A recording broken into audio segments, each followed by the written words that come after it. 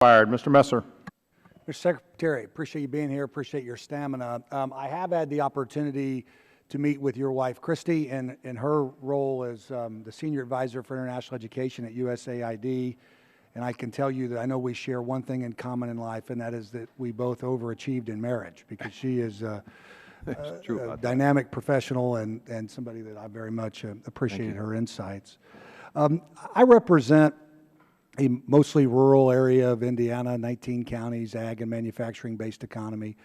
A lot of folks, frankly, that when you go to their schools, visit the schools, are on free and reduced lunch. And I wanted to ask you just a little bit to expand upon the challenges with the summer food service program. As you know, this program's existed for 40 years.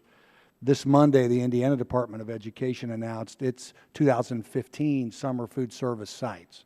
And unfortunately, in Indiana, only about 14% of folks who are on free and reduced lunch are going to have access to those kinds of programs in the summer. You know, we have our disagreements on these programs. I think we all agree that no kid in America should go hungry. And, you know, I know obviously the first answer is always more money. But beyond that, what can we do to try to make sure that more kids in America won't be going hungry this summer? I think encouraging the Seamless Summer Program, where schools that our kids are comfortable going to and would be allowed to continue servicing food and better utilization of our school properties.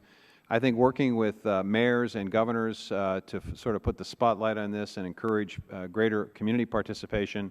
And certainly at the local level, as a former mayor myself, I know that the Park and Recreation Department could be a critically important component to expanding access, and then frankly more flexibility in our programs in terms of where kids have to go or how the meals can get to them. And that's the biggest challenge, right? Transportation. I mean, for the challenge the kids have to try to get to where these sites would be. It's a huge challenge in rural areas, which is why we ought to be focusing on more mobility in terms of where the meals, how the meals can get to where the kids are, as opposed to kids coming to where the meals are.